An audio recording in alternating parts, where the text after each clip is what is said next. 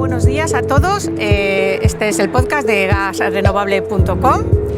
Hoy estamos en Feria Valencia, en el Energy Global Expo and Congress 2025. Tengo aquí junto a mí a Pedro Fresco, director general de Abaexen, que va a ser el primer entrevistado del día. Y me hace mucha ilusión porque Pedro fue la primera persona que entrevistamos en el podcast y lo consideramos ya un padrino. Buenos días, Pedro. Buenos días, qué honor ser el primero también esta vez, ¿no?, en la feria. Sí, además no ha sido premeditado. Ya te digo, nos hace muchísima ilusión. Y bueno, estamos aquí en el segundo día de EGEC. Hoy es 12 de noviembre. Hoy va a ser también un día repleto de actividades interesantes.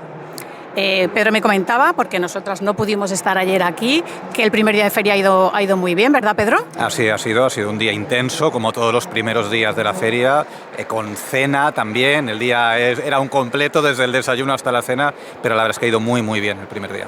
¿Y ayer fue la entrega de premios? Ayer fue la entrega de premios, que también hubo ahí algún guiño a los gases renovables, ¿verdad?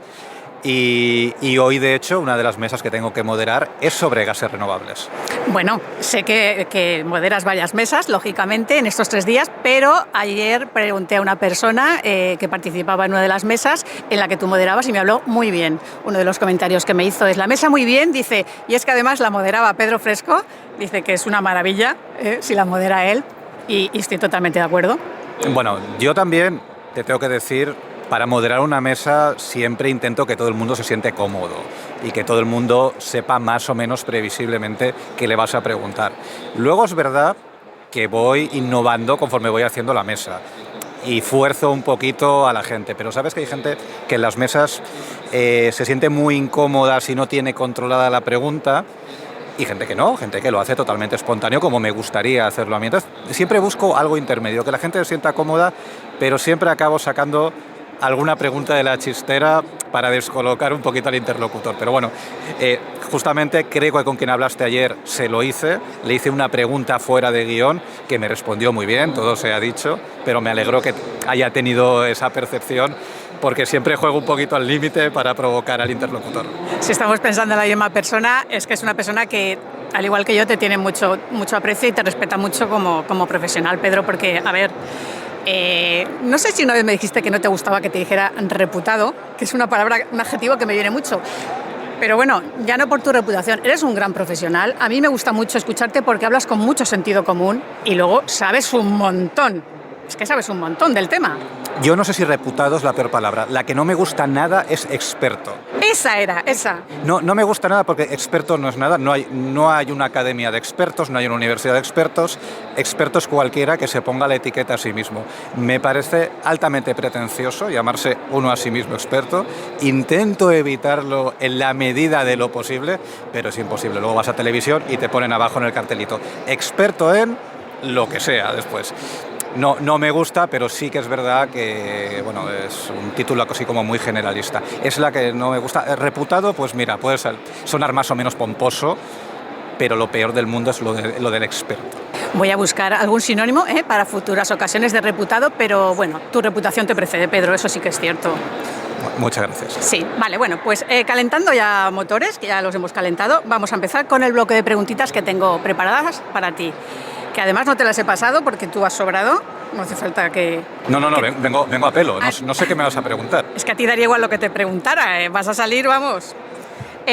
Vamos a hablar, empezando de Abaexen, del cual eres director general, y de su papel en EGEC, porque sois coorganizadores junto con el Clúster y Feria Valencia.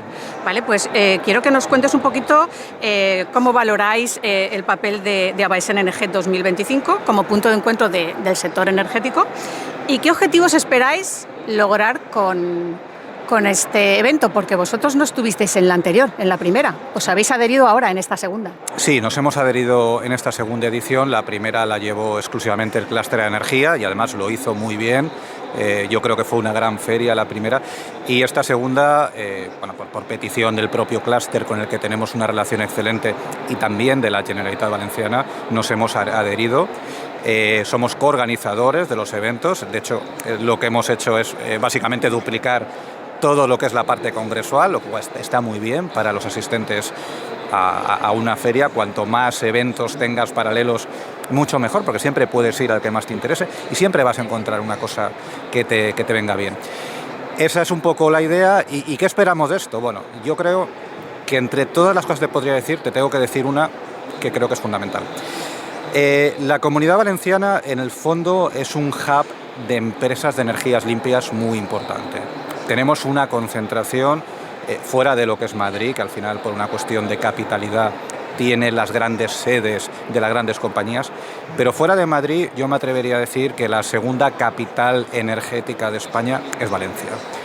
Hay una concentración grandísima de empresas de todos los sectores que tienen que ver con las energías limpias, empresas muy grandes, algunas, pymes y más pequeñas otras, pero eso se puede ver incluso en una asociación como Abaesen, ¿no? Abaesen tiene más de 140 empresas asociadas, que es un número bastante importante para hablar de una comunidad autónoma como la valenciana. Y tú puedes ver ahí la concentración. Y por tanto, un hub de energías limpias como es la Comunidad Valenciana tiene que tener una feria, tiene que tener ya no solo los eventos que sí que hacemos en Abaesen anualmente, el Energy Revolution, pero también tiene que poder tener una feria donde se muestre más a nivel tangible, ¿verdad? Más a nivel producto, qué es lo que se está haciendo en la Comunidad Valenciana. Esto es importante para la región, es importante para la Comunidad Valenciana y es el principal objetivo, ser capaces de aterrizar físicamente el potente hub que es la Comunidad Valenciana. Por eso estamos aquí, pues estamos apostando justo junto con el clúster a hacer esta feria. Vamos a ver, si lo piensas bien, si está el clúster, yo veo de sentido común que esté Abaesen. Sois las dos asociaciones más relevantes y fuertes en la Comunidad Valenciana del sector energético. Tiene muchísimo sentido que estéis coorganizando un evento de esta relevancia juntos. Es que además somos dos asociaciones con una relación excelente entre las dos. Yo también, te tengo que decir, y me voy a tirar un poco flores a mí mismo, yo me suelo llevar bien con todas las asociaciones. No recuerdo una asociación que tenga que ver con las energías limpias, entiéndeme, con la que yo no me lleve bien. Yo me llevo bien con todo el mundo, con el clúster me llevo mejor que bien, porque además me llevo excelentemente con su presidente, con su director, con toda la gente que trabaja allí. Muchas de las empresas asociadas que tenemos nosotros también lo son del clúster, entonces son dos organizaciones totalmente entrelazadas entre ellas. No tiene sentido, sobre todo si nos lo piden. Oye, venid con nosotros, pues yo me tiro a una piscina si me lo piden. Pues estoy totalmente de acuerdo, Pedro. Vamos a seguir hablando de Abaesen y de la Comunidad Valenciana. Desde vuestra asociación habéis trabajado intensamente para convertir a la Comunidad Valenciana en un referente en energías renovables. ¿Cuál dirías que es el estado hoy, actualmente, real de esa transición en el territorio y qué hitos destacarías y en qué aspectos crees que debemos acelerar el paso? Bueno, ahí tenemos una dualidad, y lo he comentado más de una vez, entre el enorme potencial de hub que tiene la Comunidad Valenciana respecto a empresas con el desarrollo real que existe en el territorio de esas renovables. No descubro nada si digo que la Comunidad Valenciana va retrasada en la transición energética respecto a las comunidades autónomas líderes. Podemos hablar de Aragón, Andalucía, las dos Castillas, Extremadura y en ciertos aspectos también Navarra siendo más pequeña o las Baleares en algunas cosas interesantes que han hecho. Vamos un poco por detrás, o bastante por detrás, por ser totalmente honesto. Esa es la realidad, ¿de acuerdo? No se puede esconder. Obviamente pensamos que esto va a cambiar. Va a cambiar porque tiene que cambiar y va a cambiar porque yo creo que ya a estas alturas de la historia de la transición energética en España en 2025, creo que todo el mundo empieza a entender que aquellas zonas donde haya más desarrollo renovable van a tener una ventaja competitiva para la atracción de industria. Hay innumerables ejemplos en toda España y el ejemplo de PowerCo en la Comunidad Valenciana es evidente. PowerCo está en la Comunidad Valenciana porque va a poder hacer 3 grandes plantas de autoconsumo en suelo de 50 megavatios conectadas directamente a la factoría. Ese es el secreto. Pero ese también es el secreto de Aragón. ¿Por qué va tanta industria electrointensiva allí? Porque pueden hacer energía eólica y energía fotovoltaica y la gestionan de forma rápida, las pueden conectar en autoconsumo o directamente la tienen en el territorio. Eso ya lo estamos viendo, todo el mundo lo está entendiendo y por tanto estas reticencias que existen por parte de actores en el territorio, por parte de actores políticos también, que todavía existen, creo que poco a poco se van resquebrajando ante la evidencia de que desarrollo de energía renovable lleva a desarrollo industrial. No es lo único importante, hay más cosas para que una empresa, un gran proyecto industrial aterrice en un territorio, tiene que haber universidades, gente formada, tiene que haber buenas comunicaciones, etcétera. Pero es que la Comunidad Valenciana tiene todo eso. Lo único que le falta a la Comunidad Valenciana es esa apuesta por las energías renovables para tener todos los parámetros para que empiecen a venir grandes desarrollos industriales a la Comunidad Valenciana. Y esa es mi lucha, y sabes que es una lucha de hace muchos años. Yo he sido cocinero antes que fraile, y antes que fraile fui pinche de cocina. Y desde que era pinche de cocina llevo defendiendo lo mismo, porque de verdad me lo creo. Y creo que la evolución de la situación me está dando la razón.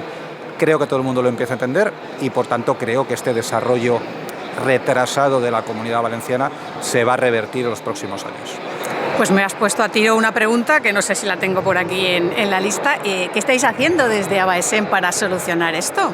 Bueno, nosotros estamos haciendo muchas cosas, más allá, obviamente, de hacer hub, por decirlo de alguna manera, como en actos como este. Sabes que tenemos unas campañas muy potentes para intentar concienciar a la sociedad valenciana en general en la importancia de las energías renovables. Lo hacemos tanto desde el punto de vista del aterrizaje en el territorio, de empatizar con el territorio y por qué no quiere determinadas cosas, como también este planteamiento más estratégico, ¿no? Más geopolítico, económico, si se quiere decir, de contarle a la sociedad de, oiga, esto es importante, esto no es un capricho, esto no es una empresa que quiere ganar dinero, que obviamente quiere ganar dinero, esto cataliza un ecosistema industrial. Y un ecosistema industrial cataliza una sociedad mejor, con más trabajo bien pagado, con más trabajo sindicalizado, con más igualdad de renta y una serie de derivadas positivas que yo creo que todo el mundo generalmente está de acuerdo. Esas vías son importantes y trabajamos mucho a nivel muy específico.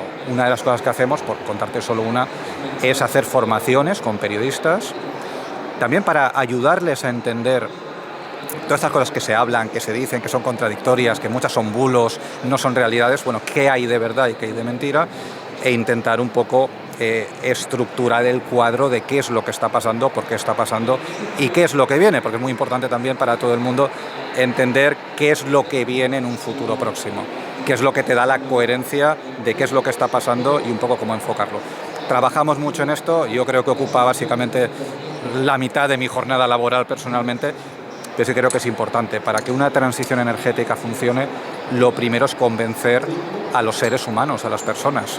Podemos tener toda la tecnología del mundo, podemos tener las mejores empresas, que si la sociedad no está concienciada que esto no es importante, ahí empiezan unas dinámicas negativas que además afectan a los propios decisores públicos, afectan a los alcaldes, a los diputados, a los gobiernos autonómicos, y todo eso no va en un buen sentido. Hay que hacer una intervención temprana, hay que explicar con honestidad y transparencia las cosas, también sus partes negativas, aquí no hay que ocultar nada, para que todo acabe fluyendo y acabe funcionando.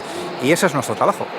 Yo siempre digo, Pedro, en redes sociales sobre todo, que la transición energética debería haber sido ante todo, lo primero, una transición social y cultural. Nos ha llegado, tengo la percepción, como ciudadana, ¿vale? Ya ni siquiera como profesional, de que nos ha llegado como un cubo de agua fría, ¡zas! Y no estábamos preparados. Fíjate, por eso es importante saber explicar qué viene, porque la tecnología va muy rápido. La tecnología va mucho más rápido de lo que a los seres humanos nos gusta, porque al final todos tenemos cierto problema con el cambio tecnológico, es absolutamente natural. Pero si tú no eres capaz de prever qué es lo que viene, cuando te llega el cambio tecnológico, lo primero que te pasa es que te asusta. Viene algo, una tecnología que me cambia el paisaje, me cambia la forma en la que estoy acostumbrado a trabajar, me cambia cómo funciona mi sociedad y tiene rechazo. Y estos rechazos son muy peligrosos. Y son muy peligrosos también por competencia con otros países, porque hay países que por distintas razones no se dejan retrasar a causa de estos rechazos sociales. Pero otros países que somos democráticos, somos muy garantistas con los procedimientos, sí nos dejamos asustar, sí nos dejamos paralizar. Por eso a la gente hay que saber explicarle, oye, mira, esto está pasando, pero en los próximos 10 años, probablemente, porque nos podemos equivocar, probablemente va a pasar todo esto. Y esto no es malo, esto es bueno. Obvio que tiene retos, obvio que tiene problemas y que va a haber gente que no le va a gustar, pero bueno, vamos a dar una visión de qué es lo que va a pasar, porque esto nos va a tranquilizar mucho cuando aparezcan esta realidad, estos cambios tecnológicos de golpe. No es que los vayamos a aplaudir, nos vaya a parecer maravillosos, obviamente nos van a dar un poco de recelo y de miedo, pero todo se enfrenta con mucha más naturalidad cuando alguien te ha avisado de lo que viene. No es como a los niños, perdóname la comparación, a los niños en las guarderías, en los colegios. Te dicen los profesores, es importante que sepan qué va a pasar durante el día para que no tengan ese miedo o esa incertidumbre. En el fondo todos funcionamos un poco, nuestro cerebro primario funciona igual. Pero es muy importante decir a la gente qué creemos que va a pasar y sobre todo que esto no es un drama, es que es al contrario, es que esto es bueno para nuestro país. Es inevitable. Ya no es solo inevitable, es que además de ser inevitable es bueno. Y eso es lo que tenemos que hacer ver. Es bueno, probablemente para usted, si, pongo un ejemplo, si usted es un mecánico que está acostumbrado a trabajar con motores de combustión, pues lo que viene pues le va a generar algunos problemas. Pues sí, no todo el mundo, no el 100% va a ganar, pero para la sociedad en general va a ser bueno y va a abrir oportunidades. Pero solo podremos aprovechar las oportunidades si cuando venga este cambio lo abrazamos o lo gestionamos, no si lo rechazamos, porque entonces nos viene como un tsunami, le ponemos unas puertas al campo, intentamos que el cambio no suceda, luego el tsunami nos pasa por encima y acaba, todo lo que era bueno acaba convirtiéndose en malo. Un enfoque positivo hacia los cambios es fundamental. Yo siempre lo he creído y en este caso concreto lo creo firmemente. Pero Pedro, ¿tú no crees que además los españoles somos un poquito especialitos? Es decir, culturalmente, porque no sé, otros países como Alemania o Francia o Dinamarca, culturalmente han acogido esto y socialmente de otra manera mucho más receptiva y más positiva. Y en España es que desde el primer momento han habido protestas y rechazo. Bueno, a ver, protestas hay en todas partes, no es una cosa específicamente de España. Puede haber más o puede haber menos, pero, por ejemplo, con la energía eólica ha habido rechazo en prácticamente todo el mundo y también lo ha habido en España.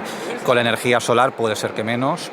En España, como es un país muy solarizado, pues igual lo percibimos más.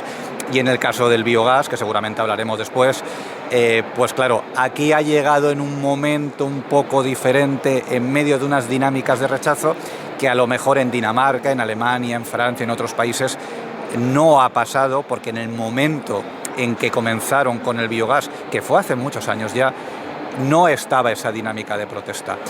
Pero, de verdad, no creo que seamos peores en general.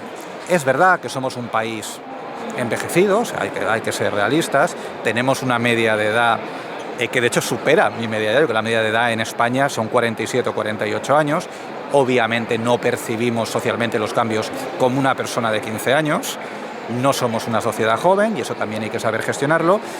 Es verdad que nos han llegado muchas cosas de golpe y eso también pasa. Y es verdad que hay ciertas dinámicas en España económicas que nos hacen ser un poco reactivos. Por ejemplo, España es un país que fabrica coches de combustión. Cuando viene el vehículo eléctrico tenemos más rechazo que un país pues, que no tiene nada que ver con esto, ¿no? Pero, por ejemplo, el caso del biogás es curioso porque somos un país agrario, bastante agrario, muy exportador de alimentos. Y ganadero, muy ganadero. Muy ganadero, que genera mucho residuo orgánico. Y el biogás es algo que viene a dar una solución a los problemas relacionados con esta actividad primaria que tenemos. Y en cambio, por cuestiones culturales, por cuestiones de timing, ha llegado una ola de rechazo a las plantas de biogás que es difícilmente comprensible en su intensidad. Es comprensible a nivel individual, y esto lo vamos a hablar ahora, pero su intensidad es difícilmente comprensible en un país que necesita esta gestión de residuos. Pero bueno, esta es la realidad y tenemos que gestionarla. Porque si le preguntas a un ganadero, incluso a un agricultor, ya te digo yo que en la mayoría de partes están a favor, porque es que les viene a solucionar un grave problema que tienen, el de la gestión de las deyecciones y de la materia orgánica desechada. Ahora, si le preguntas a lo mejor a la vecina del quinto... Absolutamente. Esto lo razonábamos en la mesa de ayer, de cómo el rechazo al eólico fotovoltaico parte de muchos campos del primario, ¿no? De comunidades a lo mejor de regantes o comunidades agrícolas que pueden sentir que se está cambiando el uso del suelo. En cambio, con el biogás es distinto porque el sector primario obviamente abraza esto, porque es una solución para su problema. Y en cambio el rechazo, y le preguntaba a esta persona que conocemos los dos, si el rechazo venía más de aquella persona que vive en el rural, pero que no tiene una relación realmente con el sustento del rural, que es el sector primario. Incluso en lo urbano, gente urbana que no tiene ni las plantas cerca, ni tiene relación con el rural, ¿eh? Bueno, hablábamos de un caso muy concreto de personas que viven en el urbano, que trabajan en el urbano, que tienen una mentalidad urbana, que se han ido a vivir un pueblo y que por alguna razón generan una plataforma de oposición a un proyecto, concretamente, en este caso de biogás, con una visión absolutamente urbanita, con una visión realmente de persona, de forastero, ¿no?, que ha ido al territorio a vivir y que rechaza una cosa que el sector primario necesita y que además el territorio hasta ese momento estaba acogiendo, digamos, con normalidad, ¿no? Pero son estas cosas que pasan en la transición energética y en los conflictos sociales y que somos seres humanos y que, bueno, hay que enfrentar con transparencia. Pues bueno, seguimos con el biogás, ya que has sacado el tema. ¿Qué papel crees que pueden desempeñar estas tecnologías, ¿vale?, los gases renovables, sobre todo el biogás y el biometano, en el nuevo mix energético, en el nuevo o en el actual? ¿Y qué oportunidades concretas ofrecen para el tejido productivo valenciano, ya que estamos en la comunidad? Muy bien, bueno, aquí se puede ver desde dos puntos de vista, desde el punto de vista del consumidor final del producto y desde el punto de vista del generador del residuo, que es lo que estábamos hablando. Para empezar, y yo creo que esto lo tiene que tener todo el mundo claro, tenemos un problema de residuos orgánicos, y no solo con los purines de los cerdos y la cuestión ganadera que estamos hablando, tenemos lodos de depuradora, tenemos contenedores marrones en nuestras ciudades que tenemos que gestionar adecuadamente. Tenemos residuos de una potentísima industria agroalimentaria de la que somos todos beneficiarios porque estamos comprando esos productos manufacturados en esas industrias agroalimentarias que también generan residuos. Ese residuo lo tenemos y es nuestra obligación moral y como sociedad gestionar esto adecuadamente. Y esto es lo primero que tiene que tener todo el mundo claro. Este residuo no va a desaparecer por arte de magia. Este residuo no se puede malgestionar como se está gestionando ahora mismo. Este residuo no se puede escampar por los campos para que contamine las aguas subterráneas y acabe contaminando los lagos. Este residuo no se puede esconder debajo de una alfombra. Hay que gestionarlo. Y una de las maneras más eficientes de gestionarlo es con plantas de biogás. Porque además de hacer la propia gestión del residuo, estamos generando una solución energética que nos va a permitir descarbonizar, y ahora luego voy a esto, sectores que tienen una difícil electrificación. Entonces, por ese lado, yo creo que todo el mundo tiene que entender. Una planta de biogás puede estar mejor hecha o peor hecha, puede estar en el lugar adecuado o en otro lugar, pero tiene que hacerse. En España tienen que haber plantas de biogás y de biometano. Y esto todo el mundo lo tiene que estar en la cabeza. Y una vez aceptemos esto, vamos a hablar del cómo y del dónde. Y también habrá que ser pragmático y entender que, bueno, pues todo el mundo quiere que esté en el pueblo de al lado, ¿no? Pues oye, no va a poder estar en el pueblo de al lado.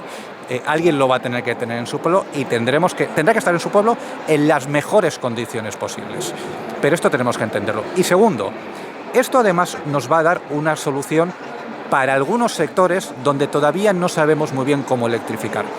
Unos sectores que dependen del gas natural, que recordemos, venía en un porcentaje importante, desde el punto de vista europeo, de Rusia hasta hace nada, con el gran conflicto y la gran crisis energética que nos generó durante los años 21 y 22 y principios del 23, y hoy comienza a venir de Estados Unidos con un gobierno de Estados Unidos que sabemos que negocia de una manera muy agresiva y que hoy tiene unas condiciones y mañana su presidente se levanta con el pie izquierdo y te quiere plantear unas condiciones distintas.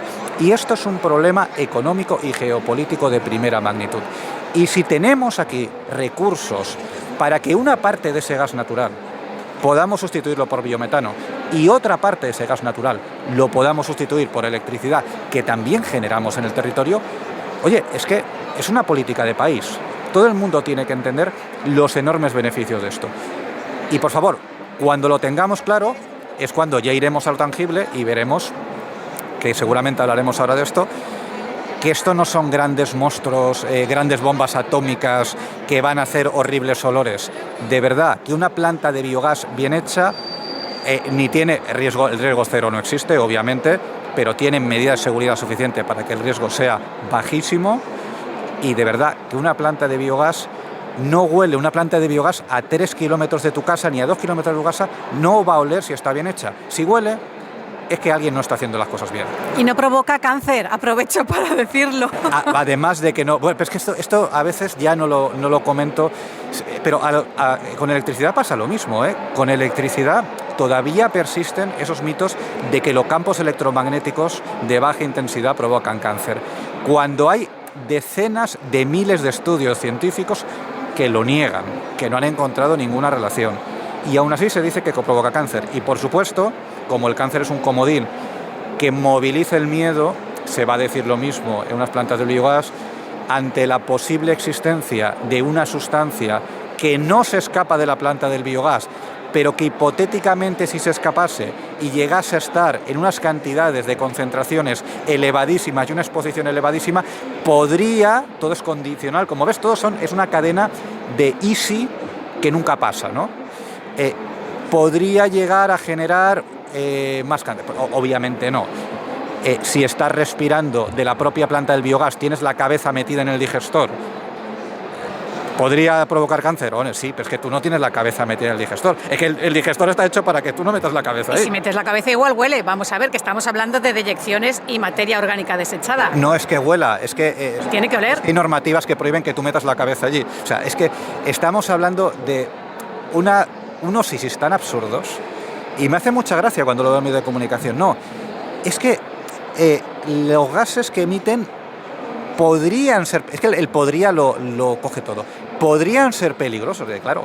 Si los gases escapasen, que no se escapan, si los gases estuviesen en concentraciones que no están, y si los gases acabase respirando de la tubería del gas que no está respirando porque vives a 2 kilómetros. Es totalmente absurdo. Incluso cuando esos gases pudiesen llegar a escaparse, la propia dilución del propio gas a 5 metros de la planta los haría esencialmente inofensivos. O sea, es una generación del miedo basado en una pequeña verdad totalmente descontextualizada que acabamos viviendo, bueno, lo que vivimos, ¿no? Gente con miedo de que la planta del biogás a 2 kilómetros, a 3 kilómetros de su casa le pueda generar efectos negativos en la salud, que es absolutamente imposible simplemente por la dilución de la propia distancia. Pero es que es imposible porque la planta bien hecha no va a provocar esas emisiones. Bueno, en fin. A ver, Pedro, sí, absurdo y te doy la razón, pero que está haciendo mucho daño. Y ahora mismo tenemos aquí muy cerquita, en el municipio de Llíria, un ejemplo de una planta de biometano que, bajo mi punto de vista, conozco un poquito de cerca el proyecto, reúne todos los requisitos que debe reunir una planta, ¿vale? Y que se le haya tirado ahora los municipios de al lado al cuello a la empresa y al propio ayuntamiento, pues no se concibe. No, pero no se concibe dentro de la lógica, pero hay cosas que pasan fuera de la lógica. El proyecto de Llíria es un proyecto excelente por varias razones. La primera, porque el ayuntamiento que la acoge, que es Llíria, está absolutamente a favor del proyecto. Y está absolutamente a favor del proyecto no por nada, sino porque el proyecto es bueno. Es un buen proyecto de biogás.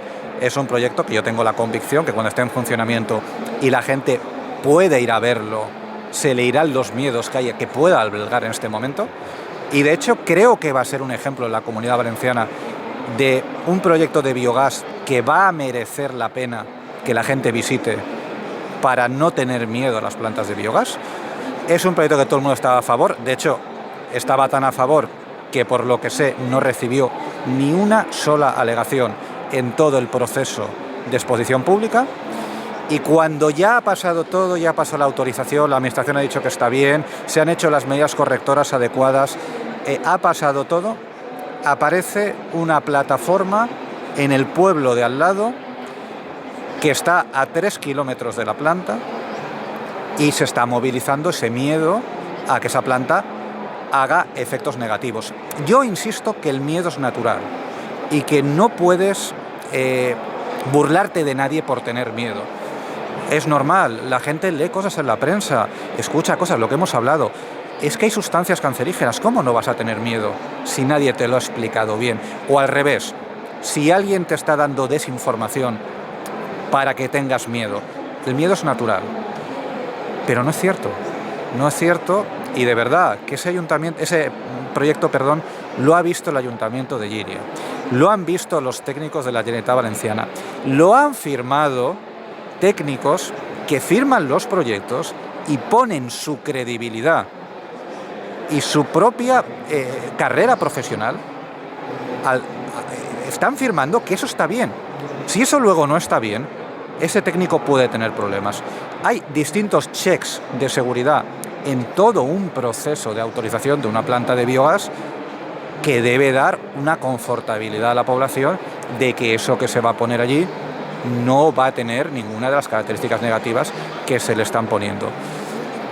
¿Puede pasar que luego quien gestione esa planta sea un pirata y los residuos que deben estar dentro pueden acabar fuera? A ver, posible es, han habido casos en que ha pasado eso, pero de verdad, es que esto lo está gestionando una empresa seria. Es que no estamos hablando de un paracaidista, de un choricillo que se quiere meter en el negocio del biogás para sacar un duro. No, que estamos hablando de una empresa que es seria, que es valenciana además, que ha dado pruebas, yo creo que solventes. Ha dado la cara en todo momento. Ha dado la cara, de verdad, es un proyecto que de todos los proyectos que pueden dar miedo, yo creo que es el proyecto de todos los que conozco que menos miedo puede dar por todo lo que le envuelve. Yo de verdad, a la gente de Llíria que me escuche o a la gente de Casinos, que es donde ahora parece que hay un poco más de miedo, yo tengo la certeza de que ese proyecto va a ser un proyecto excelente y que cuando ese proyecto esté activo, la gente verá que esos miedos que tenía pues no se van a hacer realidad, que la planta no va a oler, que la planta por supuesto no va a generar concentraciones de gases detectables en sus viviendas, que el tráfico de camiones se va a orientar adecuadamente para que tenga el menor impacto posible, porque de hecho creo sinceramente que no pasa ni por Casinos, ¿no? Ahora mismo no recuerdo, pero creo que una de las cosas que puede tener cierto recelo en los pueblos, que es, oye, es que pasan los caminos por aquí, es que ni siquiera pasan. Por mitad de la calle mayor, por mitad del pueblo. Por mitad de las carreteras nacionales que se han quedado, por la ampliación urbanística, se han quedado en mitad del pueblo. Esa cosa que es normal, decir, oye, joder, yo no quiero que pasen aquí 50 camiones al día. Es que ni siquiera pasan, ¿no? Es que yo no veo en ese proyecto nada que le vaya a generar ninguna molestia sensible ni especial a nadie, ¿no? Y de verdad, creo que cuando esté activo, y te doy un reto, mira, Yolanda, cuando este proyecto esté construido y este proyecto lleve unos meses en funcionamiento, poder ir a entrevistar a gente de Casinos, porque estas cosas pasan, ha pasado con la eólica, y encuentres gente que te diga, mira, yo estaba en contra del proyecto, pero una vez está en funcionamiento, me he dado cuenta que no tenía razón. Eso lo vas a encontrar, y te reto a que lo busques cuando esa planta lleve, no te digo un mes, pero sí 6 meses y un año. Porque esto ha pasado con la energía eólica. Yo un día conocí a un chico que se dedicaba a romper las palas eólicas cuando las iban a montar, ¿no? No te voy a decir cale borroca, ¿no? Pero activista. No es activista porque no es la palabra activista. Intentaba hacer boicot intenso y además destrozando los bienes de...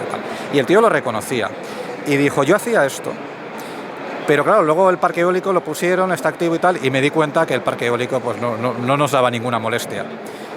Eso mismo va a pasar con el biogás y lo vamos a poder encontrar. Y creo que va a ser muy interesante la gente que se sincere, porque bueno, luego no es tan fácil, porque hay gente que no te va a reconocer que estaba en contra. Va a decir, no, yo nunca estuve en contra. Y le ves en la foto con la pancarta, ¿no? Porque a la gente no le gusta reconocer que ha estado equivocado.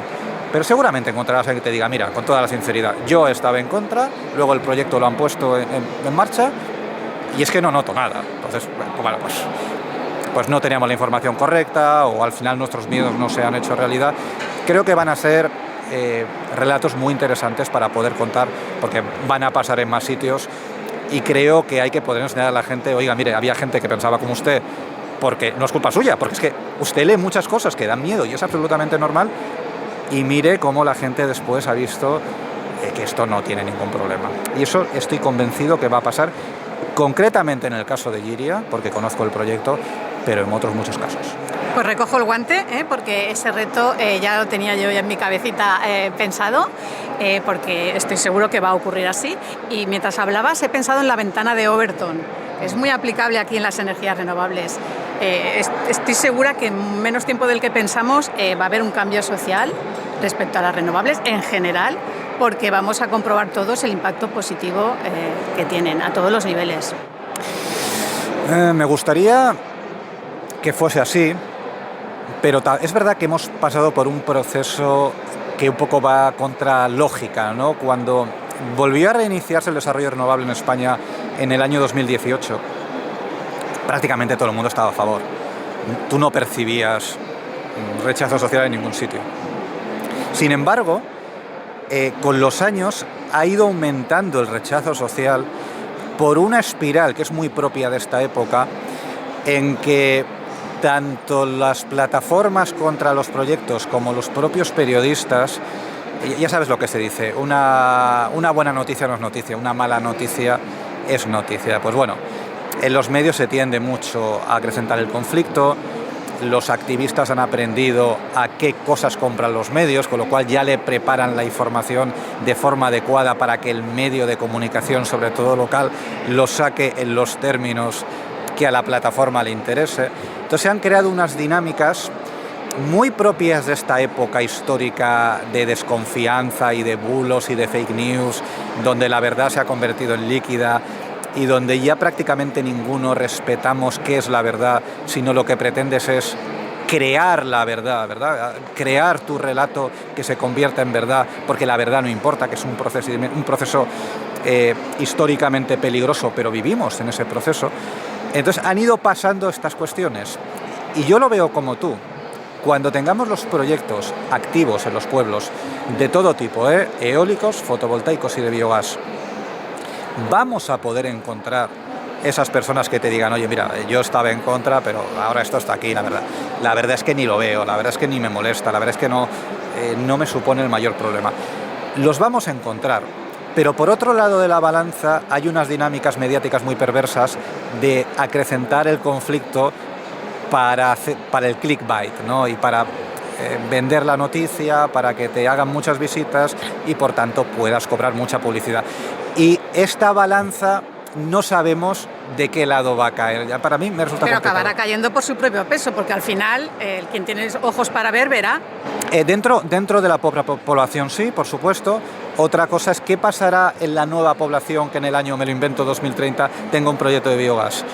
¿Aplicaremos estas enseñanzas o la dinámica perversa de buscar el conflicto y acrecentarlo mediáticamente va a pesar más que esto otro?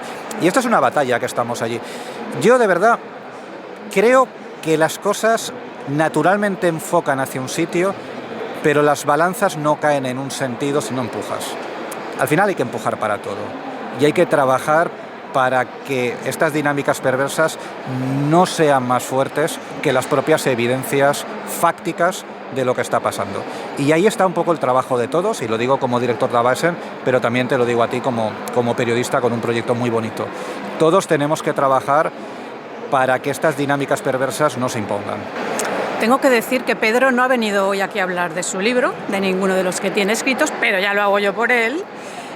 Uno de los que más me ha gustado es el de Energy Fakes, porque, bueno, yo no sé si desde que lo escribiste han salido nuevos bulos, imagino que sí, habrá segunda parte, pero que con el primero ya vais a quedaros todos encantados. Yo recomiendo que lo leáis, porque como base para que os deis cuenta de cuántos intereses creados hay y cuánta desinformación existe alrededor de estos temas, ya va bien.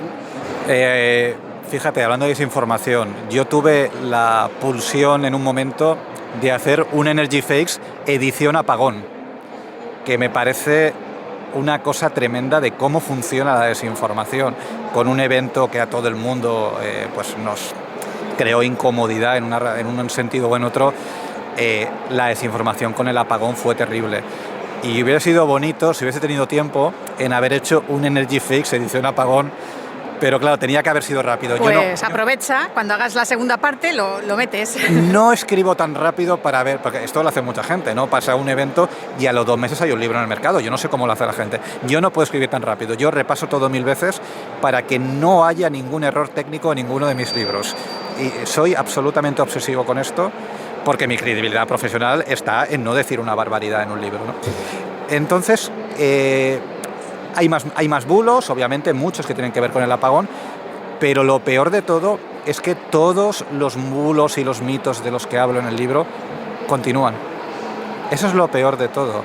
Se reciclan, mutan, siguen hacia adelante. Continúan y salen otros nuevos. Salen otros nuevos o salen el mismo, como en una generación. Está ligeramente cambiado, ¿no? Lo cambian un poco para que parezca nuevo, pero es el mismo. Es el mismo ligeramente evolucionado. Y eso lo cuento en el libro, además, lo cuento al principio y al final, no recuerdo, de decir, bueno, estos mitos que vais a ver aquí, de aquí a unos años los veréis iguales, un poquito cambiados para que parezca otra cosa, pero será lo mismo. Porque los mitos, lamentablemente, son muy, muy fuertes y perduran mucho en la sociedad.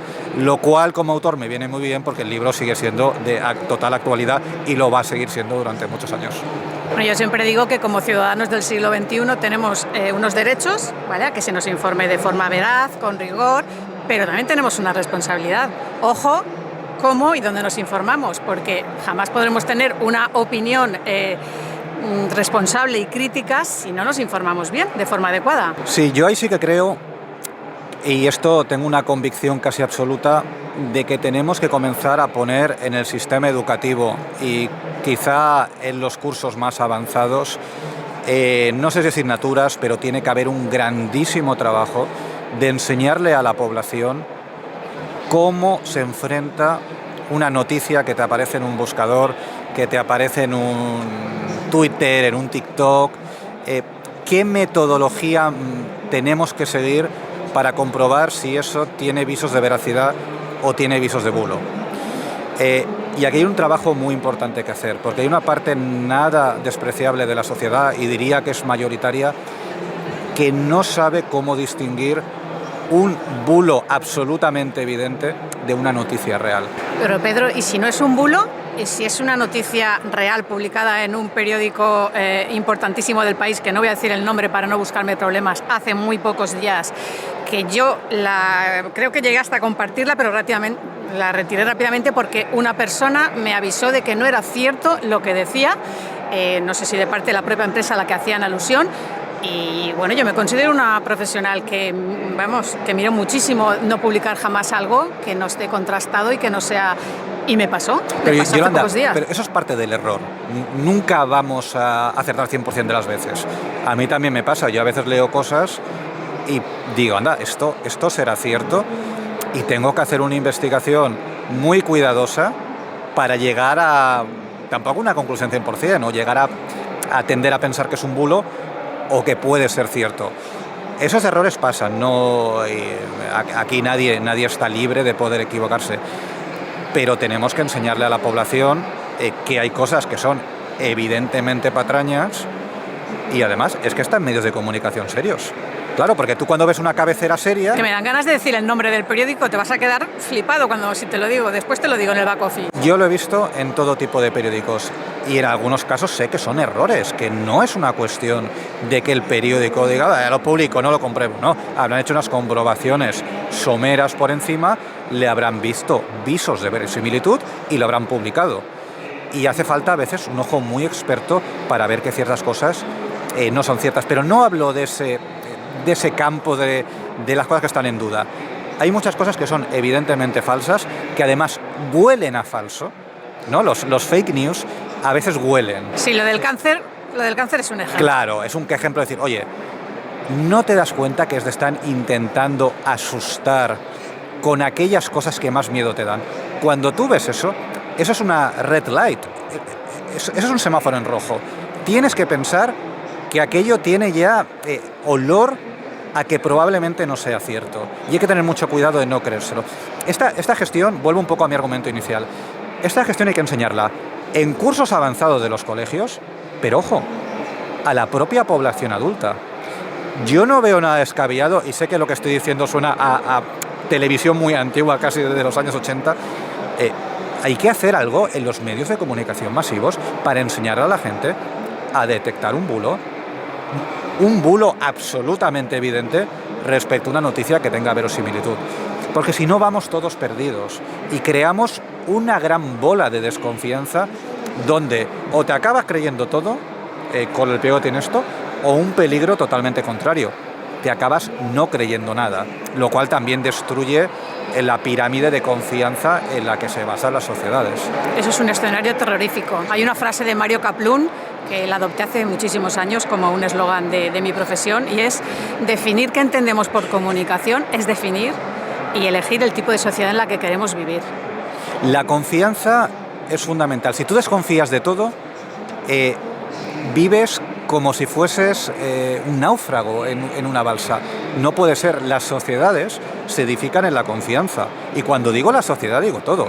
Desde los negocios hasta la confianza con tu vecino, hasta el propio sentido de que los poderes públicos están allí para ayudarte y para no hacerte daño.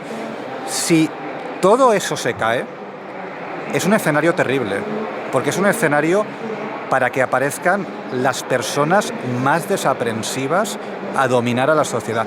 No podemos permitir eso, pero para no permitir eso tenemos que establecer bien unos mecanismos para que la gente pueda distinguir lo que le merece su confianza de lo que no merece su confianza.